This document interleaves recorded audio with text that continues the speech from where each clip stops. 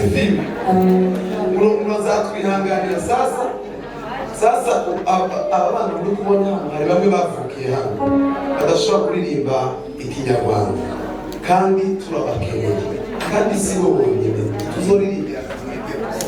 tuzoririmbira n'abandi hari igihe bizaza biba ngombwa rero ko tubivanga siko kwiza yego miliyoni warakoze kutwereza umukobwa wawe ejo twaramwakiriye kubacana umuhoza mu Yesu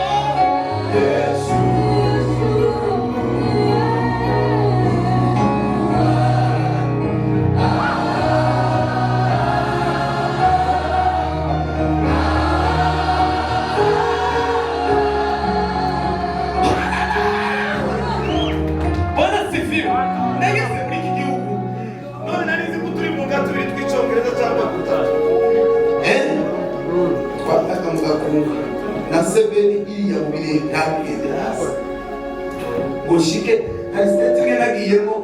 iriya muri Missouri mushike sanga kanisa y'abanyakenya abatanzania abazimbabwe abazungu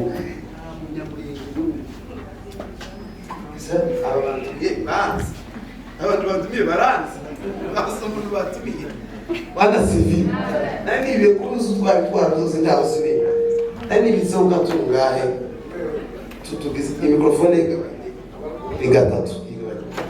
Yes, ngomare ni Rwandaho kandi timugire munagiye kucyusa abantu baraneze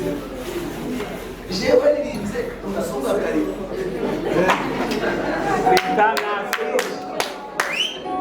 Bwana sifiwe. Mu minsi ishize ndagenda ndakuvuga amabwire Imana uko amanuye umwuka wawe w'igiswahili n'ikinyarwanda ukamba imbaraga z'izindi ndagusabye kugira ngo izimye ndagusabye kugira ngo umanure umwuka wa izindi kubera ko kuriya kuramya n'umwuka waki ushobora kubuza indirimbo ariko utabisigirwe ndabiga ngo Mana usigire kino cyongereza numara kukisigire nanje nzogiheza abasore bagume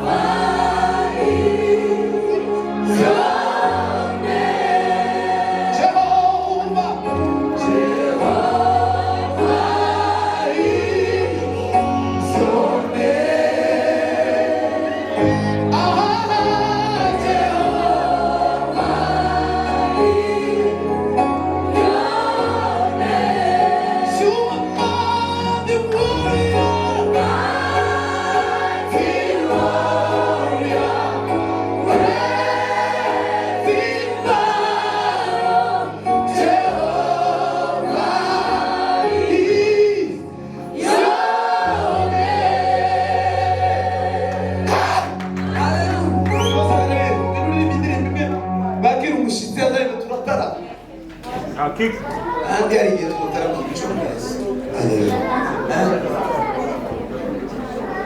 kuzokora umutima w'abazungu tuzoreza umutima muri mitonde iriya y'abazungu ara tuzakorera konseri tuzoje kubatara tubaririmbira icyongereza cyane tuzababiri cyangwa babanze nibamara gufatwa tuzobashaka mu ifuriro kandi nacyo naneze